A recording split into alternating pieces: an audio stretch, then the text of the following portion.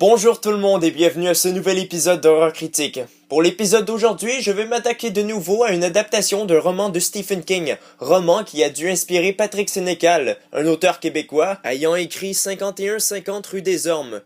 Le synopsis de ce livre est assez similaire à celui de Misery. D'ailleurs, un film a été fait il y a quelques années que j'ai d'ailleurs critiqué. Et ouais, c'est parti pour Misery de Rob Reiner.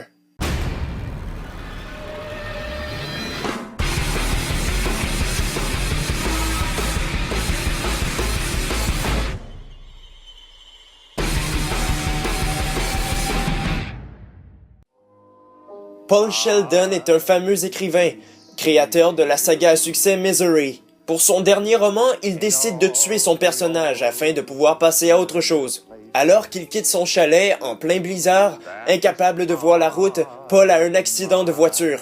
Il se retrouve gravement blessé, mais par chance, ou pas, Annie Wilkes le retrouve et réussit à l'extirper de sa voiture, puis elle le ramène chez lui pour le soigner. Annie se dit être la fan numéro 1 de Paul, et étant donné qu'elle vient de lui sauver la vie, il accepte de lui faire lire son manuscrit. Cependant, elle aura un excès de colère en apprenant la mort de Misery. Elle obligera dès lors Paul à réécrire son roman. Et Paul, dans l'incapacité de se déplacer, doit obéir s'il veut rester en vie. Misery est d'abord un roman de Stephen King paru en 1987.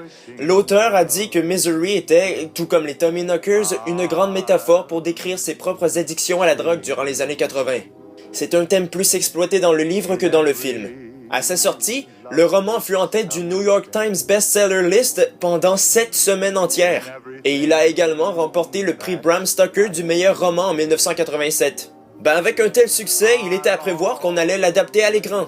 L'histoire du film est grandement fidèle à celle du roman. Elle est fluide, y a pas de longueur et on évite les excès.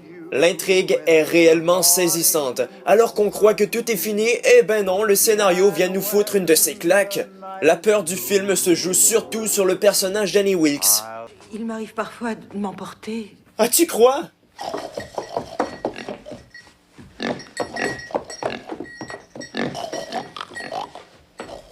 Elle a un véritable caractère bipolaire, merde. Ah, comme une vraie femme, quoi. Hey, fais attention à ce que tu dis. Bah, pourquoi? Crois-moi, Annie, c'est pour ton bien. non, pitié! Merde, à chaque fois que je vois cette scène, je ne peux m'empêcher de grincer des dents. Misery est réalisé par Rob Reiner. Il avait déjà adapté une œuvre de Stephen King 4 ans auparavant, Stand By Me. Rob Reiner a fait un vrai bon travail avec Misery. Il y a constamment une trame émotive digne du réalisateur. Le film ne s'appuie pas sur quelconque jumpscares pour faire peur, quoiqu'il y en ait certains qui sont assez bien foutus. Reiner fait monter la tension et le stress petit à petit. Du coup, on peut pas s'empêcher de se ronger les ongles du bout de notre fauteuil.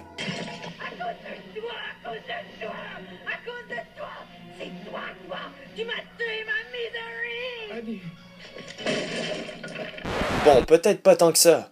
Par contre, j'ai pu noter quelques petits défauts minimes. Premièrement, il y a la notion du temps qui est plutôt mal exploitée dans le film. On sait que le temps passe, c'est assez évident, mais on n'a aucun indice sur la durée. Des jours, des semaines, des mois. Puis j'ai trouvé la fin un peu cucu, pas assez développée. J'ai l'impression qu'on l'a faite à l'arrache parce que comparé au reste du film, c'est pas grandiose. Les acteurs. Ce sur quoi le film repose.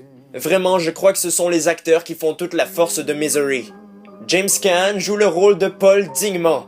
Il est très fidèle à celui du personnage de Stephen King. Sauf que Kathy Bates le surpasse largement. Elle interprète Annie Wilkes avec un incomparable talent. Ce qui, d'ailleurs, lui a valu l'Oscar de la meilleure actrice. Et croyez-moi quand je vous dis qu'elle l'a bien mérité. Cependant, niveau effets spéciaux, ce n'est pas très fort. Premièrement, les maquillages sont assez risibles. Vous avez des fractures multiples aux 2 tibias et au péroné de la jambe droite. Je sentais les morceaux d'os craquer sous la peau, alors il faut absolument garder les jambes immobiles. Puis c'est drôle, durant cette scène, Kathy Bates se transforme en un putain de mannequin. Ah, va jusqu'à ce que tu crèves, espèce de cinglé de merde!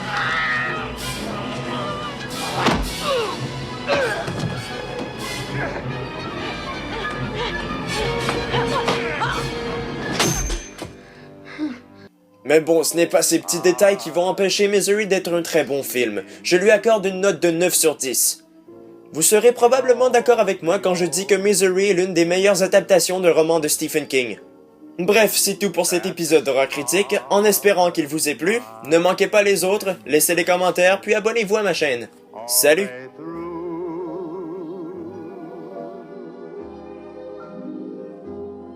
In that small cafe,